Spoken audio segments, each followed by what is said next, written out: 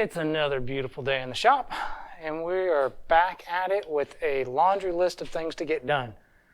This is part 3 of our head swap, where we turn to a set of old school 186 small camel hump heads that got accessory holes to liven up the 65. I think it's going to work. All right, here we go.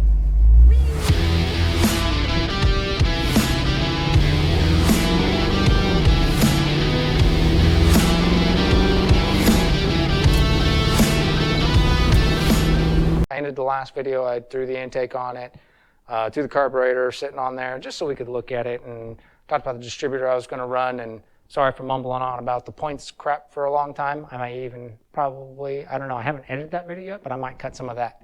Anyway, today's laundry list is hopefully to get all the motor stuff buttoned up. I don't know that I got enough time today to get it all buttoned and wired and fired up, but I intend to fire it up in this video, assuming we don't run into any problems. So what does that laundry list look like?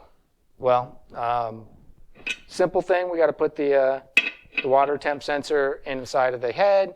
The headers are not actually installed yet, so we got to reinstall the headers. I got a plug that I got to put in the side of the water pump, close that up. Obviously the intake and carburetor assembly all needs to go on. Reconnect the heater hose lines and the coolant lines up top. It needs an oil change. We'll drain the oil that's in it, put good oil, known good oil back in the car. And I think that's really it. Oh, I'll have to figure out the throttle and kickdown linkage as well, but that won't stop us from firing the car. It'll just stop us from driving the car. Yeah, that's about where we're at. The laundry list is a whole bunch of stuff to get done.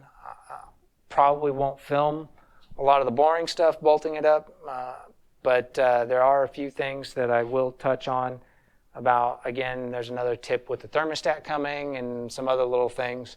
As I get to them, I'll go ahead and fire the camera up and we'll do a little, show you what those are. But for now, the first thing I need to do is I need to wrestle the headers back up into place and get those bolted in.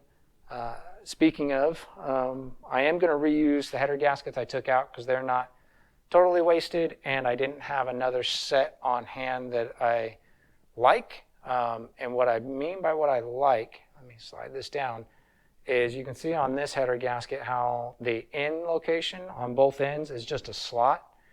That means you can get the first and last bolt of the header in place without having to mess with your gasket, and then you just kind of wiggle the header, just loosely put them in a couple of turns and wiggle your header out, and then you just drop your gasket in and it sits on those bolts, and then you can start the rest of them. So you're not fighting with trying to hold a gasket in place while you're putting your header in. The only other small block gaskets I have, which were probably ones that came with a set, and I ordered replacements like this, they had holes on the end, not slots, which means you got to fight with them while you're getting the header in place, and I didn't want to do that. So we'll use these. If I end up having a leak issue with them, then I'll have to get some more. But that shouldn't be a big deal. Just changing header gaskets is fairly easy, and there's enough room to do it. Not by a lot, but there's enough room to do it. So I'm going to get to work, and yeah, we'll see what comes next. All right, check it out. So I know I was telling you about the hooks on the header gaskets, which this one's a little worse for wear than the one that I had on my hand before that I didn't notice. But that's all good. It'll be fine. The hooks. Man, I'm losing my mind. So what makes these great is I already got this passenger side header. I got the rear bolt started and the front bolt started, right? Which is just a matter of pulling the header up in place and just loosely get those started. And now I can take my gasket and basically just pull the header away and give her a little wiggle. A little tight on this front one. There it goes. just because there's, and this is the narrow side. The amount of space available on the passenger side of these cars is nothing compared to the driver's side. There's a lot more room over there, which is why I was like, oh, I'll show it on this side.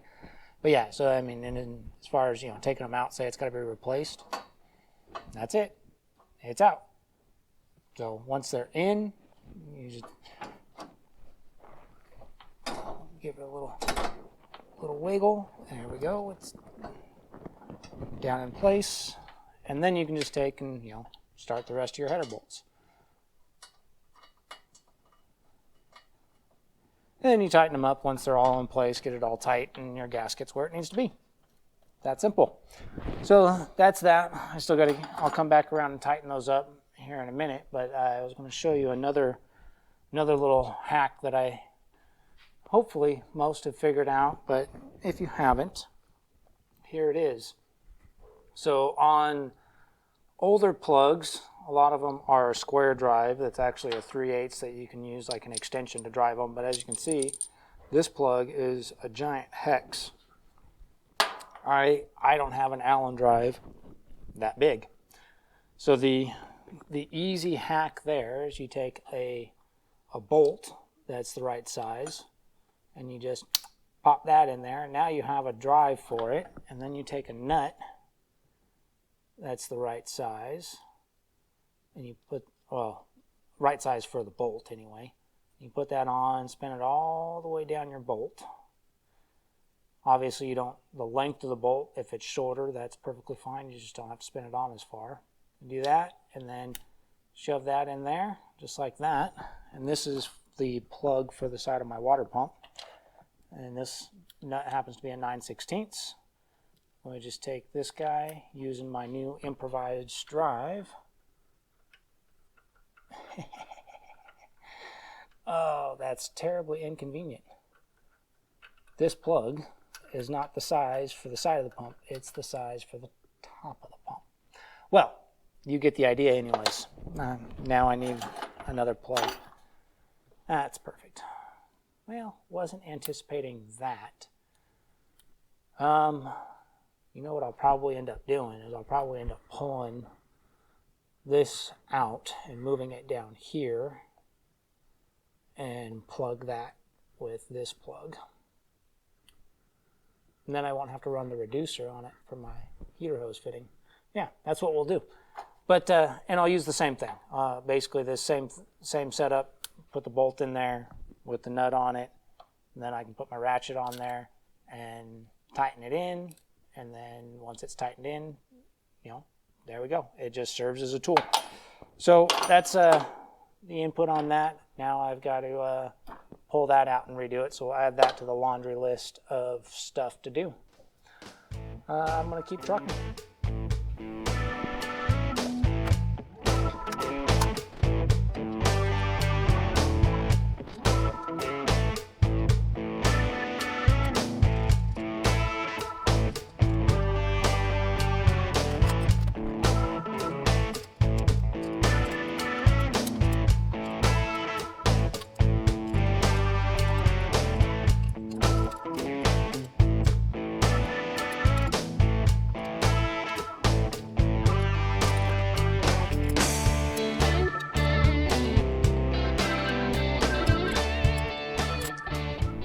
Well, progress has been slow and steady. Emphasis on the slow part. Didn't really hit anything too exciting along the way since the last update, so I just kind of kept going along. We do have the intakes in. It's actually fully bolted in, new gaskets. For the gaskets, I went with Edelbrock, don't lose that one, 7201. It's a small block Chevy, 58 to 86, small block Chevy intake gasket. And I went with those over a set of Felpros that I have because they actually lined up with the ports on the head or on the intake a little bit better than the Felpro ones, which I would expect because it's an Edelbrock intake. And those are Edelbrock gaskets, and it actually says in the instructions that they're specifically for use with the Performer RPM and like 3 other intakes specifically, which is probably why I had those on my shelf. So that's what I did with those. The water neck was a bit of a fiasco. The one that I took out of the car used an O-ring, and the O-ring was also butchered, and it's one of those aftermarket adjustable types where it has a sleeve so you can point it in different directions as needed. But I don't care for those. I've had problems with them leaking in the past, and because of the way it was installed with no thermostat in there, you can see the O-ring is, well, it's not round anymore. It's completely butchered and matched to the indentation where the thermostat is supposed to sit. So that one wasn't an option, and I did have another stock style cast aluminum one that I was going to put on there, and this is a good piece and would have been appropriate to put on there. I got to show you the right way. Would have been appropriate to put on there, other than I wouldn't have been able to run this 90-degree fitting for the heater hose. So I would have had to run a straight fitting here for the heater hose, and the heater hose would have had to loop up and over, and I didn't like the idea of how that was going to look, so that wasn't an option. So I resorted back to my shelf of miscellaneous BS and found this cast iron, old school cast iron, get you in there, old school cast iron one that was just straight forward, and it worked with a hose that I had on hand, and it allowed me to run the 90-degree heater hose fitting, and the heater hose passes underneath nice and clean. So that I can live with that. This hose will probably, I'll see if I can go to the parts store once the car's running, drive it over to the parts store and see if I can get them to let me take hoses out to the car and, you know, just kind of set them here and look at them in comparison, because I'd like one that S is a little bit smoother and doesn't have these extra jogs in it, or this low spot, because this low spot is definitely going to be, well, what it's going to do is it'll trap air right here when I'm trying to bleed it, so I'll have to do this whole number to get the air to come here and then here, you know, when I'm trying to get the coolant all filled up. Once it's filled up, it shouldn't be a problem though, so it's not too big of a deal.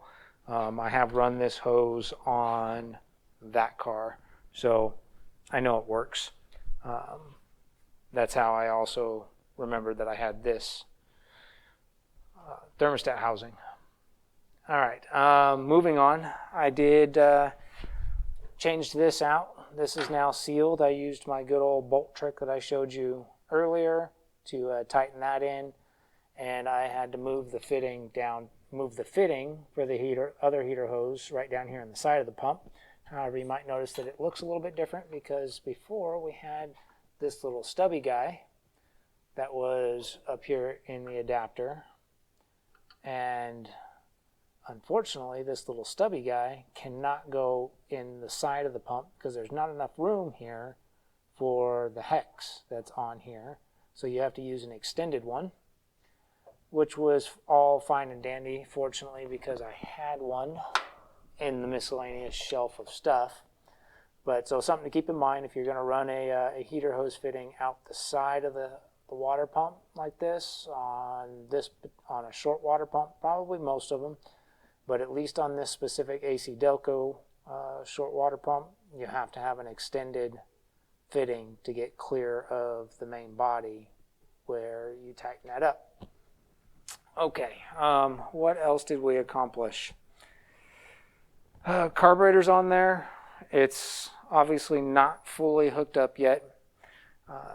I am playing around with a throttle linkage bracket that I had because I needed a good solution. I don't like the brackets that put springs down here off of an intake bolt or weird brackets that stick up and look weird. And saw one of these, had got one a while back to try out and hadn't tried it yet. So I've been playing with that a little bit, trying to figure out how to make that work in here.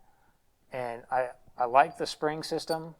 I don't like that it came with a Phillips screw to actually install it, so I'll be replacing the hardware with either a hex, a standard style bolt, or an Allen drive.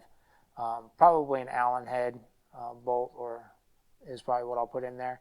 But I do like the approach of how this works. It does this piece, even when you tighten this screw up, it doesn't actually pinch on this arm because it's got a shim set up in there so that it's a little bit loose. That way, as the throttle goes, that little arm that the springs are on can move and the springs can stay in a straight line, which is going to give you better overall pedal feel. And you can see it actually loops right down, doesn't bind up with the throttle at all. I can go fully to wide open. And it's got adjustable tension. You can loosen a screw down here in the bottom to this piece, and you can adjust the tension on it, which is something I'll do probably once the actual throttle pedal is all hooked up and I can get what the pedal feel is and make sure that it's got enough tension to return to full close and keep the pedal, you know, where I like it. Not necessarily light, but also not heavy. Speaking of the pedal, it currently has this cable set up on it that is really crappy. It looks like someone put epoxy or some shit here in the end of it, which is just coming off. It also looks like it's coming apart right there, and it also doesn't come off the pedal at a good angle either, so it's got a lot of bind and drag just in the cable. So we'll have to address the gas pedal once everything else is done and we get it fired up and running. We'll have to fix the gas pedal before we can go for a drive.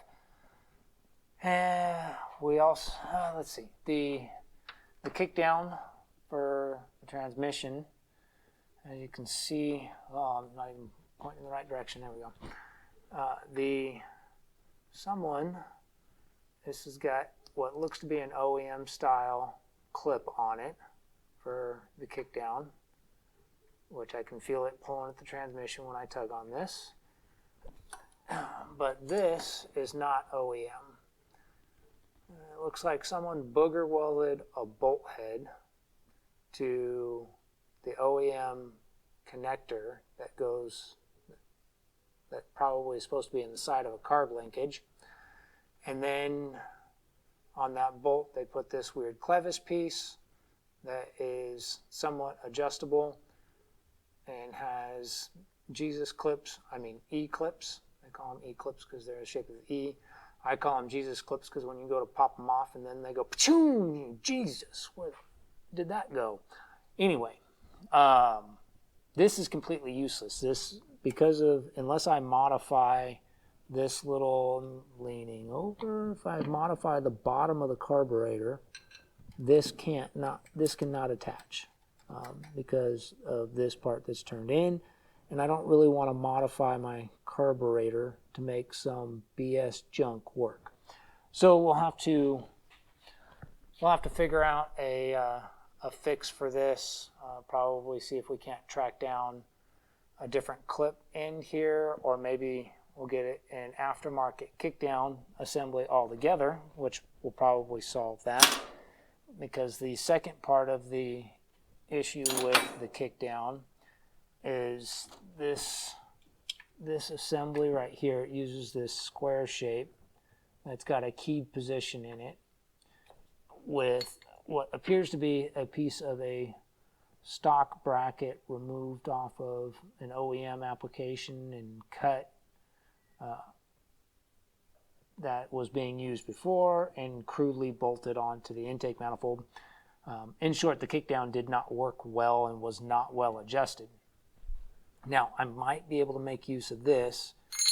This bracket did come with this guy back here on the bottom side, which isn't supposed to be for a kickdown, but it's got I don't know if you can see it, and go a little bit lower.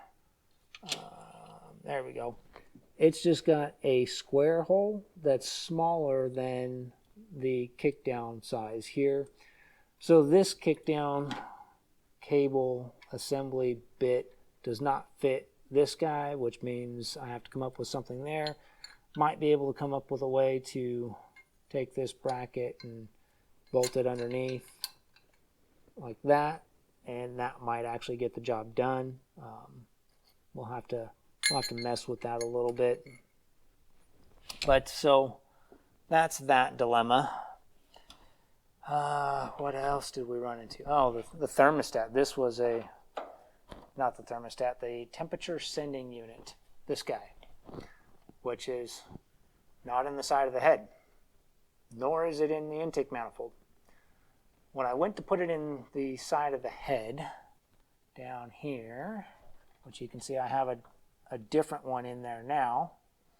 When I went to put this one in, it stuck out too far, and this wire was basically, I don't know, a millimeter from resting on the header tube, which means it would have just melted the wire on here and would have went to shit in no time flat, and essentially would have become a plug. So I was like, okay, screw it. We won't put it in the side of the head. We'll go back over to the top and put it in the intake manifold. Thus, I'll come around to this side.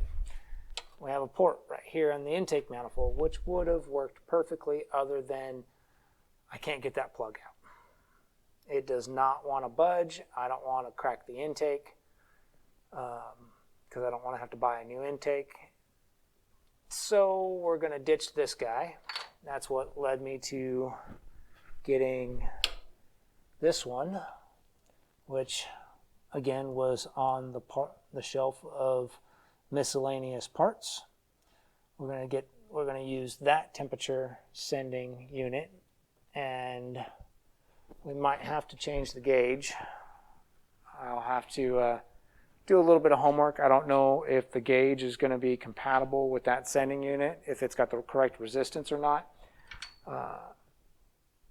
And I'll have to take a better look at the other end of this wire and see if this is just standard wire that's sending a signal, which I think it is. I think I can cut this wire off, put a connector on it, and stick it on that other sending unit and have it work if the resistance range for that sending unit is compatible with the range that the gauge is intended to function at.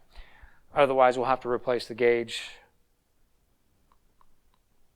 and for one that uses a sensor or can use a sensor like the one that's in there.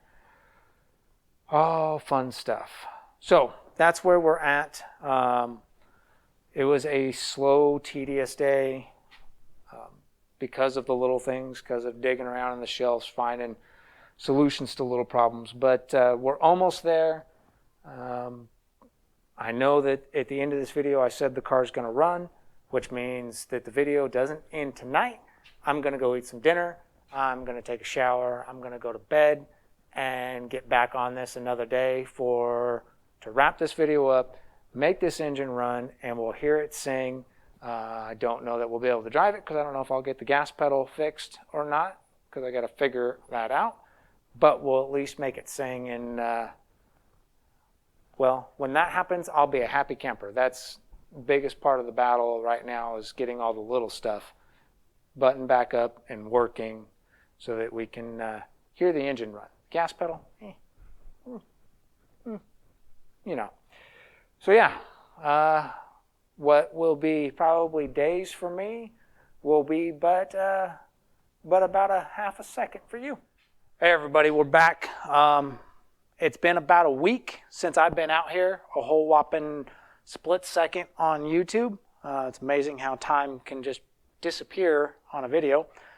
And we're ready to get back to work and get this going. I don't exactly remember what all I left off on a week ago, because the work week went by and adulting got in the way, and yeah. But I did go on a little shopping spree after I wrapped up last weekend, fortunately, because the stuff I ordered reminds me of a little bit of what I still had to do to get this running. So one of the problems we had was figuring out what to do with the kickdown cable and the throttle bracket setup I'm using. And fortunately, after surfing around on the interwebs for a good bit, I on good old Summit, I found a bracket that's designed to work with those style throttle linkage setups specifically for kickdown cables. We'll come back to that when I'm actually doing it. I'll show you how it works. Then the second part of it is we had a boogered up deal that somebody had welded on there, which I don't know what I did with it. It's around here somewhere or in the trash already, for connecting the kickdown cable to the carburetor. And again, Summit to the rescue. You can get this fancy little lever that is a direct bolt on to the Holley carburetor, specifically for the Holley carburetors for operating the kickdown cable. And fortunately, the kickdown cable, the part that actually attaches at the carburetor, wasn't molested. So we install this guy, we install that guy, connect up our kickdown cable, and then all we got to do is adjust it, which means I have to learn how to adjust it. But no big deal. Just one more good thing to learn, and then we can take this garbage bracket that was in there before, that was janky as all get out, and get rid of it. I was really hoping I didn't throw that very far. The other car's behind me. Other things I got is I got a stud kit for the valve covers. I like using the stud kits. I find that they're easier to use with getting the gaskets and everything all lined up and making sure gaskets stay in place. The Moroso one's the one that I typically use just because I like them. That's what I have on other motors. So we're going to install that. And then because this has got headers on it and I burned plug wires on that car with headers because it's kind of tight where they got to go, I got a set of boots, heat shield boots for the plug wires. These are good old Amazon specials. I don't know how great they are. I don't even know if they're going to work or have enough clearance or whatever, but we're going to give those a try just because we can. Other things we've got to do still is we got to get a distributor in it, and I got a couple of options lined up to give a try and see which one we want to use. I mean, worst case scenario, we'll go back to the HEI that's down there, that guy, and put that in there now that I know I can get it down in there, and I know that'll work. But I'd like to go to a small cap style setup just because I think they look more appropriate in these cars. I've got the wires on the HEI down there that I can use if I end up with that one, or if I end up going with the other one that I think I'm going to use, I'll end up having to use these plug wires because the connection at the cap is different. On that Excel HEI, whoa, I don't know where the camera was going. That Excel HEI's got studs that stick up on it, kind of like the end of a spark plug, and so you need a female socket plug wire that connects on there. For the small cap version that I'm planning on using, it's got sockets, so you need plug wires that have a male portion on them. So I've got both options lined up. If I go with the small cap style I plan on using, it needs an external coil. So I've got one of those as well. Good old fashioned Excel super coil or whatever it is. And it's just, a performance Excel universal coil. I've had good luck with those in the past, so and that's one I had sitting here in the shop, so I'm going to go ahead and use it. We got to hook up the fuel, and I still got to figure out temperature sending unit. I've got a plan for that though. I went and got a set of newer style gauges. Well, not really newer style, they're just generic whatever gauges, but they're not analog. So the gauges that were in this car are analog, which means they've got a little oil tube that runs into them, and you can't change out the sensor on the water temp gauge because of what it is. You can't just cut it off and rewire it to a digital sensor. It won't do any good. So we're going to electronic gauges. That should allow me to make use of that sending unit right there, which will solve my clearance issues and plug that hole in the head. So, that's really about all we've got to do to get this going. I do got to do something about the throttle cable. I got I had one of these laying around. This is just a generic throttle cable setup. So I'm going to see about swapping this in there and see if it'll work a little bit better. I don't know if it will or not. It's just whatever, but it's got to be, I mean, it's got to be better than what's in there and falling apart and doesn't work well at all anyway. And a little bit of wiring, because I still haven't done the wiring, so we'll have to figure that out. But I don't think it's going to be too bad. Worst case, we'll do some bypassing and figure out doing the wiring correctly down the road, maybe. Probably not.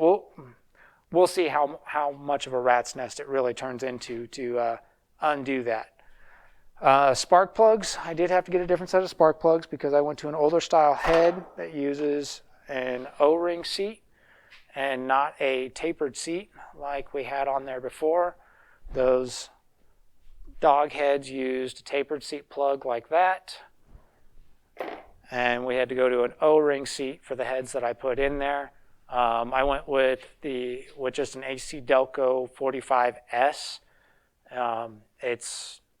They've worked well for me in the past, so that's what I'm going to use again, and should be perfectly fine for this application. That's the excitement. We're fixing to get things going. So yeah, I'm going to go ahead and I'll get the air cleaner stripped down, get that off there out of the way, start messing with the bracket there, see if I can't figure out exactly how that's supposed to go, show you what we need to do there, and start chipping away at it. Oh, and well, the exhaust isn't hooked back up to the headers, but that wouldn't necessarily stop me from starting it, but it's only a couple of bolts to bolt it back up. So we'll probably end up getting that bolted back up as well before we try and fire this off. And fluids. Don't let me forget fluids. There's no coolant in it, and the oil needs to be changed. So we need to do both of those before we try firing this off. Which reminds me, once we do the oil change and before I stab the distributor, got to make sure I do this in the right order. I'm going to use an old distributor that I modified. I cut the top of it off and turned it into a priming tool so that I can use it for just that purpose. Since I took everything apart, even though it's not necessarily new, like cam and lifter's not new and bottom end's not new, and I did oil all the lifters were oil dunked before they went back in after getting cleaned up, and all the rockers got oil bath before they went in. I do want to prime it before I start it, just to make sure that I don't have any issues and make sure oil comes up into the top end properly. And then we'll stab a distributor, get it lined out, and attempt to get this thing fired up. All that's going to happen today. And that would mean that we're that much close to putting the car on the road. There are a couple other little things I kind of want to tackle before I do start actually driving it, but we should be able to test drive it at that point. The fuel tank needs to be swapped out because of that minor leak issue that it has, and the fact that it's just based on the brand new fuel filter I put in there and only drove the car a little ways. The fuel tank is nasty, so it needs to go away. And with that, I'm probably going to run new fuel lines and take care of a few, make sure that's all clean and good and happy. But that's not necessarily on the docket for today. Today, the docket is, let's make it sing. All right, we'll be back with you shortly once I'm actually doing something interesting. So I pulled off the throttle linkage bracket assembly so that I could install the kickdown lever on the carburetor with ease. This little guy, which is is it this one? Yep. It's a Summit part number 210244. No, that's not it. That's the other bracket. It's this Summit part number. Here we go. It's Summit part number 700204, this little guy, and I don't remember how much it was. It was pretty cheap, which you would expect for how small it is. And it's pretty simple install. It basically, you've got two little bosses right here on the carburetor linkage. It's on this one, and let me grab, coming right back. Don't get scared. Don't get scared. I'm almost there. Yep, coming back. I grabbed a second carburetor. So the carburetor that's on the car right now is quite new. This is a much older carburetor. It's an old 390 CFM 4160.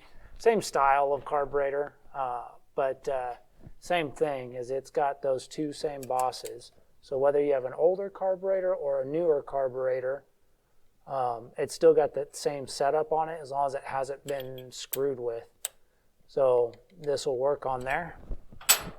But yeah, I got that throttle linkage set up out of the way so that it would be easy to install this guy without fighting. And it just basically, it goes over those two bosses, and you take a bolt and you go in that way, and it comes with decent hardware.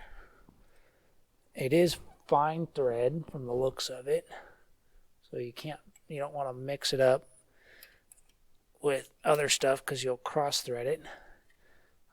It is a little difficult to get your fingers in here, which thus why I took the other bracket off. There we go, that one's.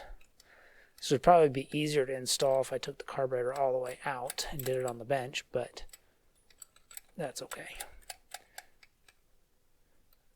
Alright, so it goes there. Oh, too tight. There we go. And you can see I've already got a stud on here for my throttle cable. Hopefully I don't have to change that out. And then we take our second bolt, and it goes down there. It comes with a little lock washer that goes on. And we add the nut.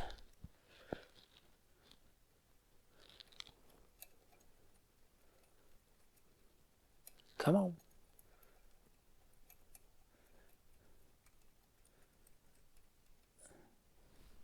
And then a couple of 7/16 wrenches. That's all we need to tighten it up. Which this would definitely be easier to install if it wasn't on the car.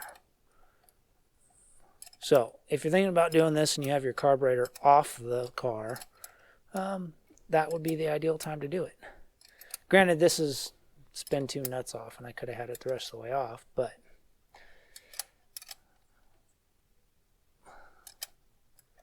that's okay. We like doing things the hard way. Okay, right on that side.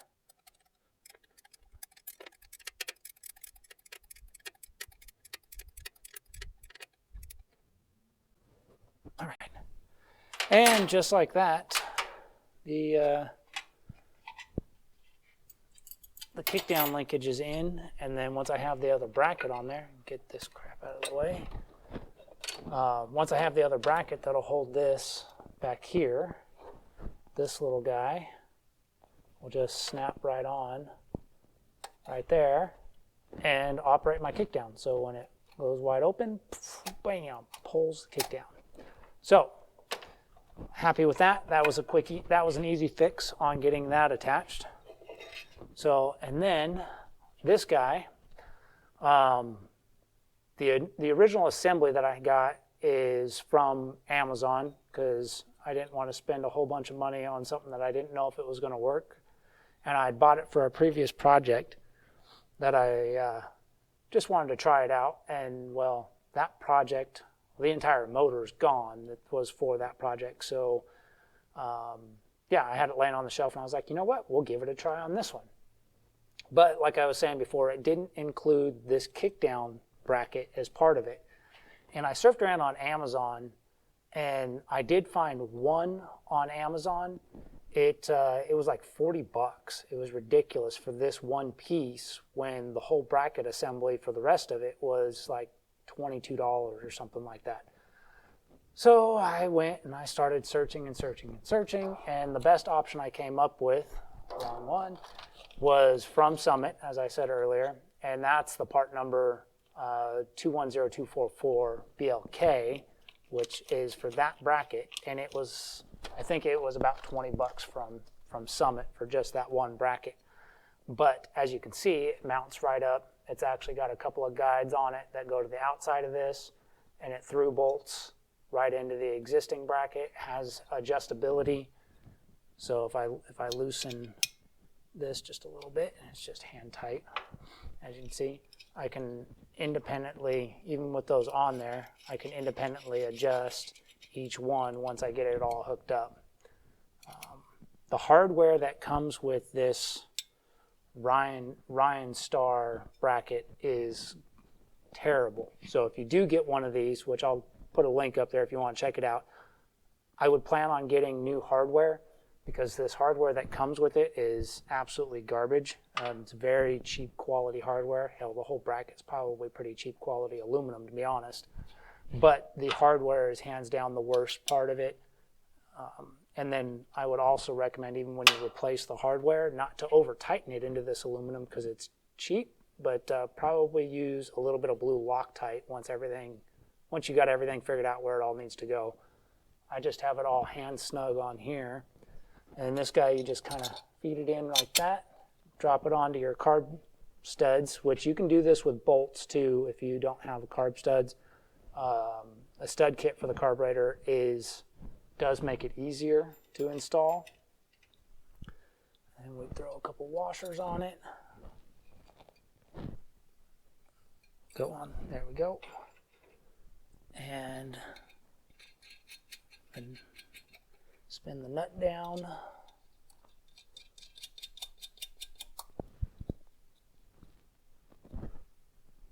Grab our 1/2-inch wrench, which is here somewhere. There it is.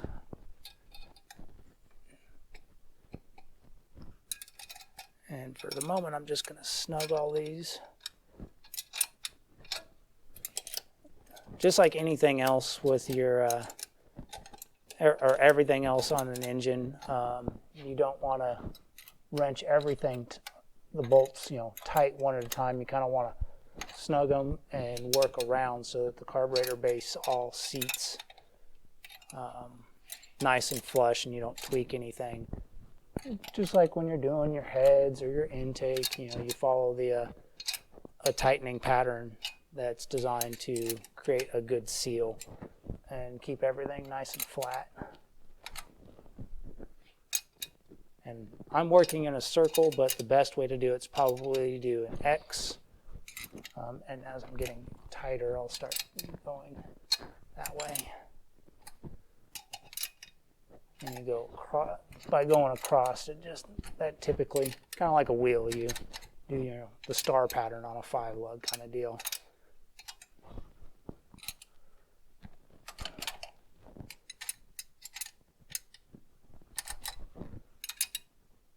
Okay, carburetor's tightened down. So now my bracket's in there, and it's not the most sturdy thing, but I think it'll work just fine. It's probably sturdier than a lot of other setups I've used in the past, which were held together by zip ties. But yeah, so and then this guy, our Kickdown. Oh, I probably should have left that a little loose so I can wiggle it. Come on. There we go. The notch goes up, so we'll push this back. Oh, that'll be really inconvenient to do an Allen screw with that in there. So I won't latch it all the way in just yet. Come on. Oh.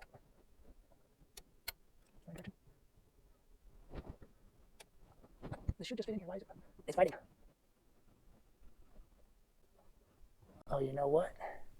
The head of that Allen screw, because it's a socket head, is hitting the cable. So I'll have to switch that Allen screw out for a different bolt.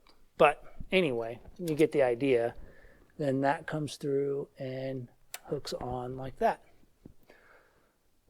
So, and then it's clearly going to need some adjustment because where it's at right now, actually that doesn't look terrible once it's snapped in. It might not need very much adjustment at all. So that's the idea. That's the throttle bracket. Oh, return spring setup. Let me slap that on there real quick to see where that goes. Come on. There we go. So the return spring goes in like this. They hook over on this end. And it's got a little retainer, again, with a terrible little Phillips screw.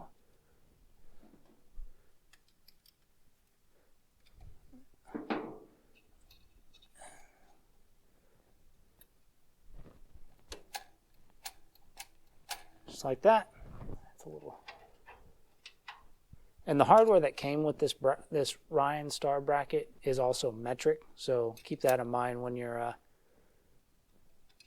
going to get hardware. You'll have to get metric hardware to work with it.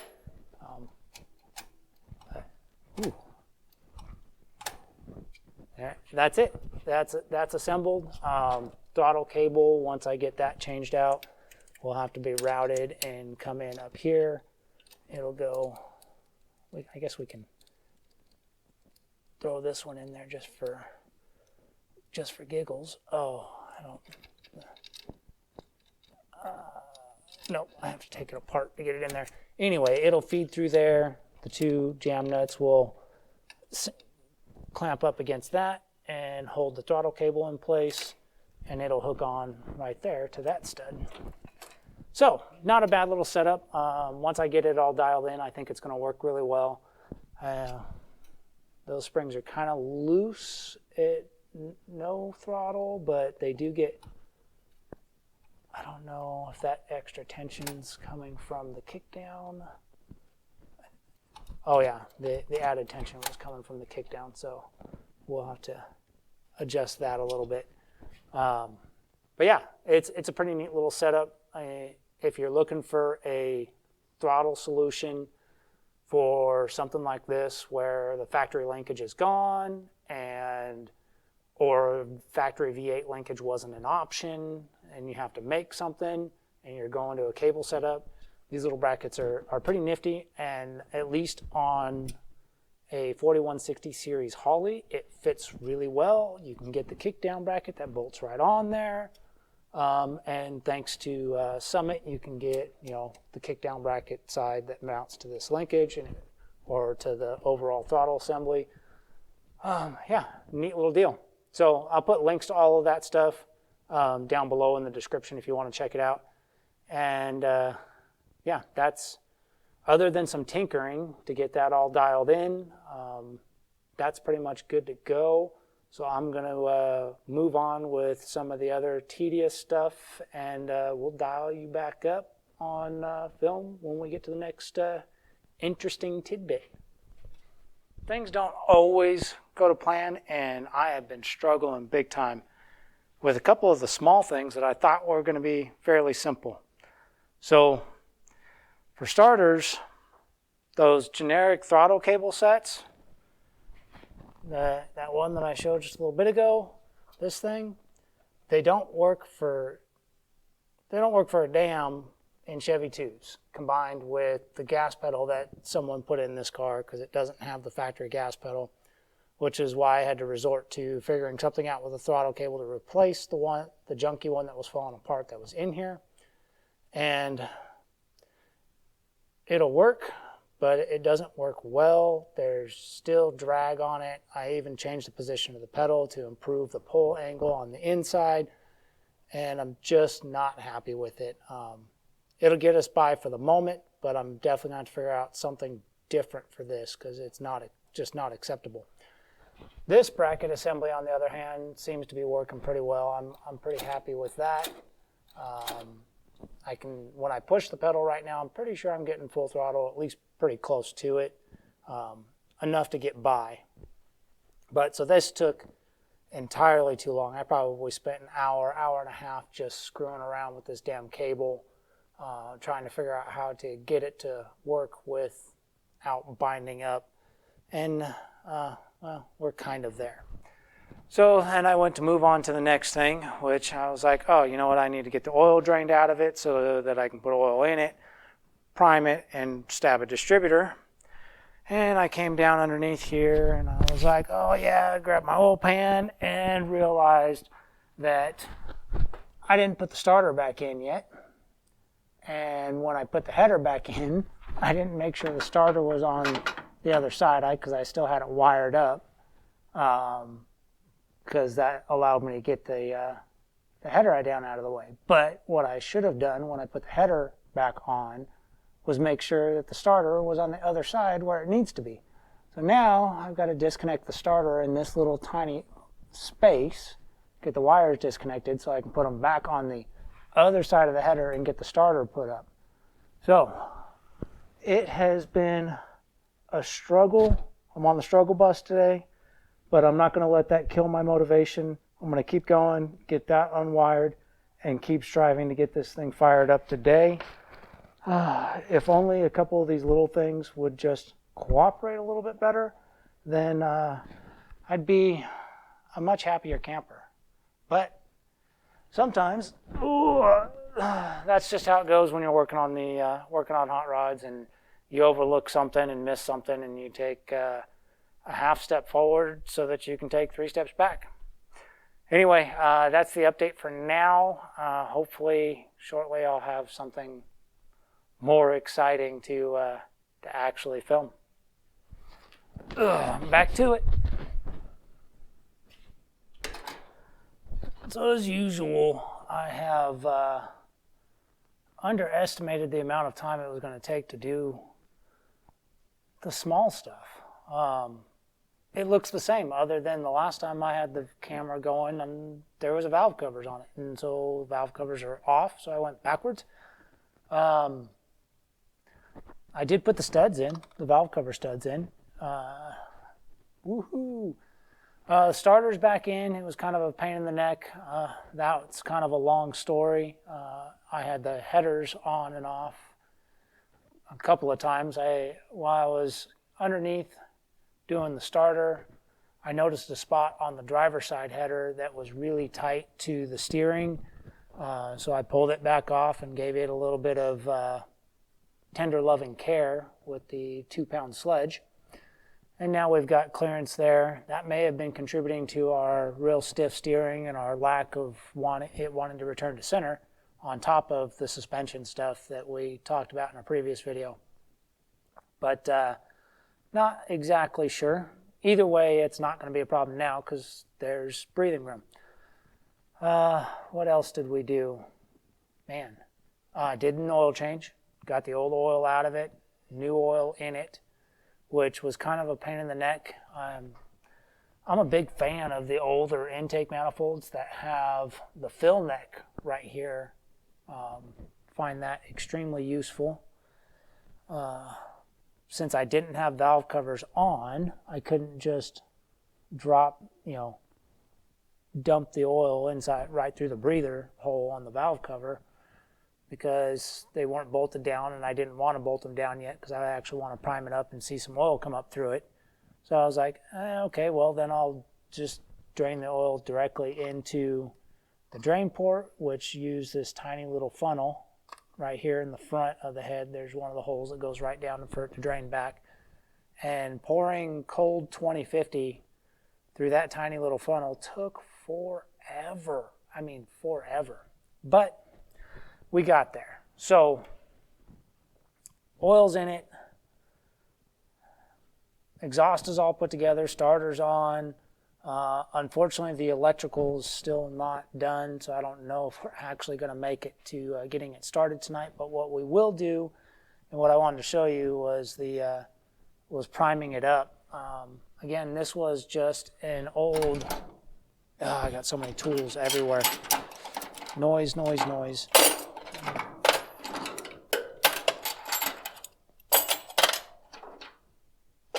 Oh. There we go. So when you're working on your old Chevy II, if you take the battery out, the battery tray makes a great little tool collector. Anyway, so I've got this old distributor. It was an old points distributor that was wore out. The points were bad in it. It was useless. Wasn't anything I was ever going to use for an ignition ever. So I cut the top of it off and got rid of the gear that turns on, that's rotated by the camshaft. So now I've just got the drive rod for the oil pump and a guide system for it, which you actually need if you were to just put a drive down there, you know, and try and spin the oil pump without a distributor in there. Then there's oil passages that, well, would prevent, the oil wouldn't make it to the top end because it would just go right back down where some of the oil passages come in around the distributor. So you need either an actual priming tool, which they do make, and it's kind of similar to this, except it doesn't have a housing around it. Or you can take an old points distributor or whatever distributor that's got a shaft in it, ditch the cam gear, and cut it off so that you can just attach your drill right to the top of it like this. So I'll take this guy and I'll just drop it down in the distributor hole. It just slops down in there, and then rotate the shaft until it keys in. There it goes. It's keyed into the oil pump. Now that that's keyed in, I'll just take my cordless drill and drop it down on top of there. And I'm going to hold the chuck so it tightens up. There we go. And now, if I just run the drill, what we should see is some oil should start coming up along here, which is probably going to end up making a mess. Let me grab another towel. We're going to stuff another paper towel in here because the oil is going to want to run to the back, and then it'll start to run over if it gets too much up here. And we'll try to catch some of it at least. Now, if this was first startup on a new build, I would want to have the valve covers on, or get a set of valve covers that has just the top cut out of them, so you can have them bolted tight, and then run this until you get an exuberant amount of oil coming out of all the lifters, all the push rods, and everything starts to build up. But since this isn't a brand new build, all I'm trying to do is make sure that the oil's making it up into the top end, make sure the oil pump's working the way it should, which I'm fairly certain it is because it had decent oil pressure before I took it apart. So now if we hit the drive, and I can't see those ones, but I can, well, let me move this way. Maybe I can see them if I'm here. There we go.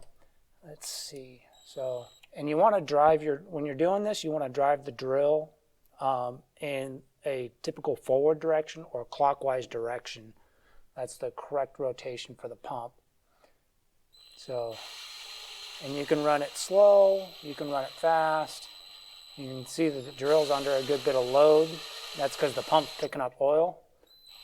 And I'm getting oil in the number 8 right now.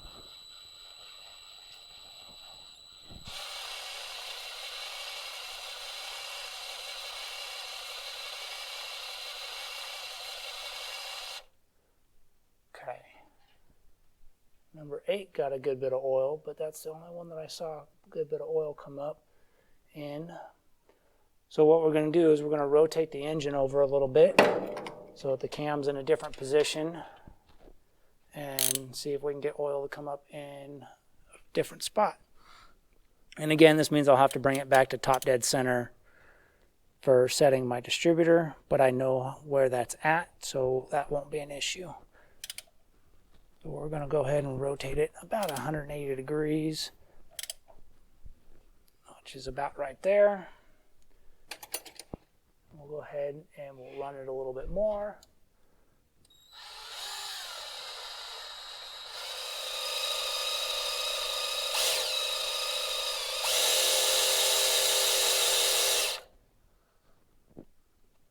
Okay, so I rotated that over a good bit. I'm starting to see a little bit of oil in most of these. You can see right here, all this oil that's been pumped up. It came up there, there's a little bit in all of them now. So we are getting oil through. Position of the cam definitely affects your oil. That's why if you take a valve cover off while the engine is running, you get little squirting out of there, is because the oil is not constant to all 8 cylinders or all 16 rockers. It comes in squirts between different ones depending on the position of the cam. So I'm happy with that. I'm seeing a little bit of oil in all of them now that I've rotated it over a little bit.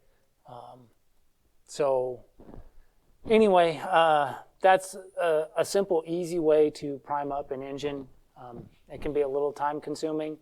If you have 2 people and you have someone who can sit there and just slowly bump it around by hand while you're running the priming tool, that can probably speed up the process a little bit. Otherwise, you probably have to clock it 1/8 of a turn at a time to actually get good oil flow to all 8 of them, all 8 cylinders or all 16 rockers.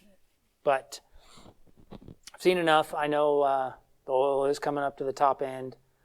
So I'm going to go ahead and pull my priming tool and get the valve covers buttoned down.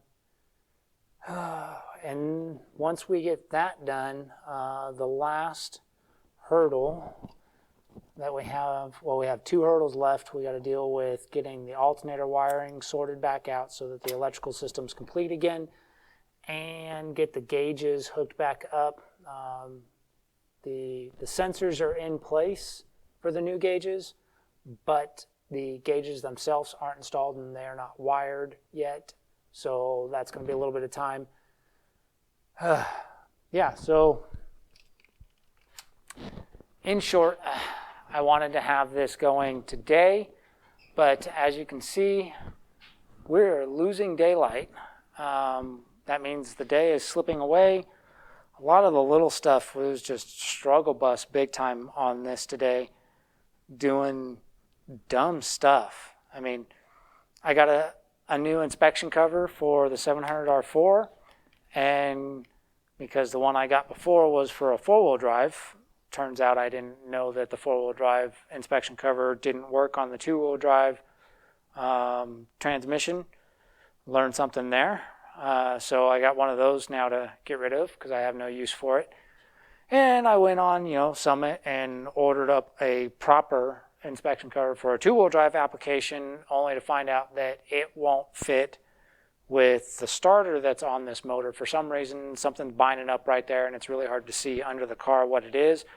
I'm sure that one can be trimmed to work, or I can probably switch to a different starter that would fix that problem. But either way, that was a good waste of time, because to even put the inspection cover up in there to find out it wouldn't fit, I had to pull the headers out. Well, I pulled the driver's side out because I already had it out a couple of times to do the clearancing on it, which ate up a good bit of time. And I was like, I've got that out, so I might as well try and do the inspection cover while I'm here. And to do that, I ended up having to unbolt the passenger side header to get a little bit more play to get it out of the way, only to find out I couldn't put that cover in. So the headers are back on. The exhaust is all bolted back together, and we don't have an inspection cover. That's the story on that.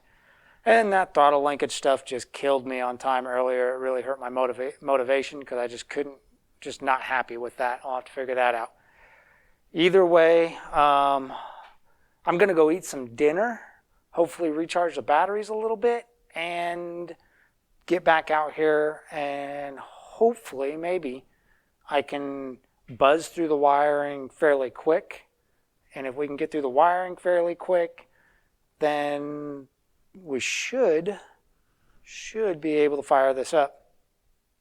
we will see, or you will see if I fail or don't. Anyway, dinner time. Well, it's not going to happen.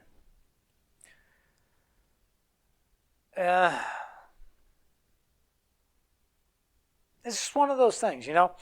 I started digging in, and I got, as you can see, the plug wires are on it, distributors in, got the initial, where I think the initial timing needs to be to get it fired up. Mechanically, I think it's ready. And then like I had mentioned before, we had a bit of a wiring thing that I knew needed to be addressed. And I looked into it a little bit, and I was like, you know what? It looks like a really bad spaghetti mess here. But after I really started looking at what they did, where the wires went and what they were, I was like, okay, you know, that's really, other than looking really bad and sloppy, it's not necessarily wrong. It's just a power distribution, and they used a bunch of yellow wire going all over the place from the power distribution. So not that bad. I was like, okay, I can live with that for now until I, you know, go and rewire the whole car. Let's get the motor up and going and make sure that's good before I start tearing out a bunch of wiring and doing a major overhaul just to make it look better, because it's functionally what it should be. So I thought. So from there I went and I was like, okay, we'll get the alternator rewired. And I got the wiring changed around for the alternator, so it uses just the standard 2-plug GM alternator set up in a almost like a 1-wire configuration, but it's a 2-plug alternator. It's much cheaper than doing a typical 1-wire, and it basically works the same way when it's wired the way I've got it wired. And then I was like, okay, yeah, now we got to get the gauges in, because I got those other gauges and I wanted to have those going before I oh, wow. I wanted to have these in before I fired it up so that I could look at, you know, oil pressure and temperature. And at the same time, I have this switch that's hanging down over here. That's got the electric fans on it. The electric choke is also wired on that, as well as the, I think that's it. I think those are the only two things that are wired on there, the fan and the electric choke, which I wanted to change up. But I didn't quite get to that because I started, well, I got my meter out. And if you don't have a meter and you work on cars, get yourself a decent meter, because it can make a huge difference on whether or not you're going to have a successful electrical system or a non-successful electrical system. I don't know. Whatever the case, I chased what was a short around. In the process of chasing that short, or a short, the short, whatever, however we want to call it, I came across numerous other very questionable wiring issues, and maybe one of those was what was the issue. I just started fixing them along the way, little patches here, splices there to fix stuff, a little bit of electrical tape on, you know, a frayed insulation on a wire. It was a nightmare.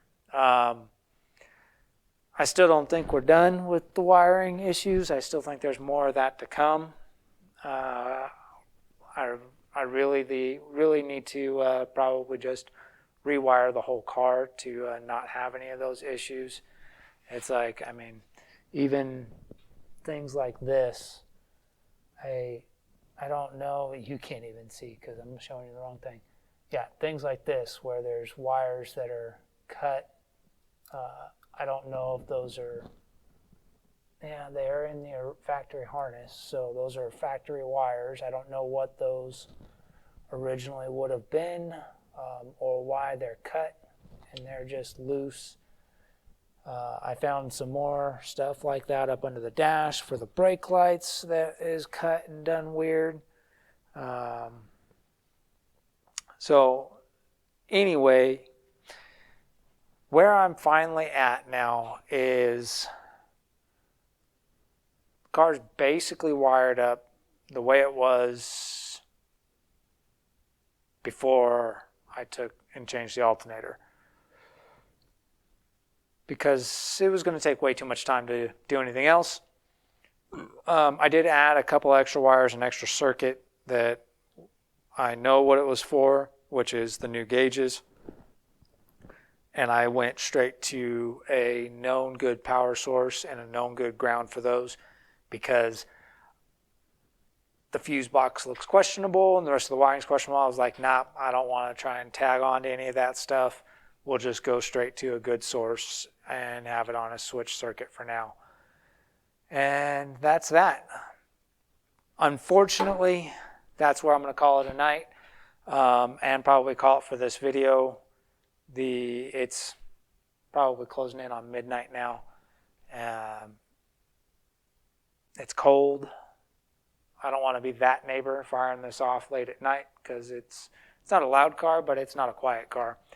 And I probably still have another, well, I'll say conservatively, I probably have another 30 minutes worth of wiring work to actually wire up the ignition, because I don't have the coil actually wired up for power and signal from the distributor. And I got to make new battery cables, because the battery cables that are on here are garbage. They're just, I mean, by garbage, I mean they are, look at that. This is the kind of crap. Look at that. And it's like this battery cable was drug on the ground. I don't know how, because it's only like a foot long. But, so yeah, I mean, conservatively, or easily another half hour's worth of work, which probably means it'll turn into 3 hours worth of work with the way everything goes on this car. But yeah, anyway, my goal was to make it run today. We didn't make it. But next time, it will happen next time. We are so close. I can taste it. It'll be in the next video. And dear Lord, baby Jesus, it better do a burnout, because otherwise we'll be completely bamboozled and up creek without a paddle. But yeah, see you around.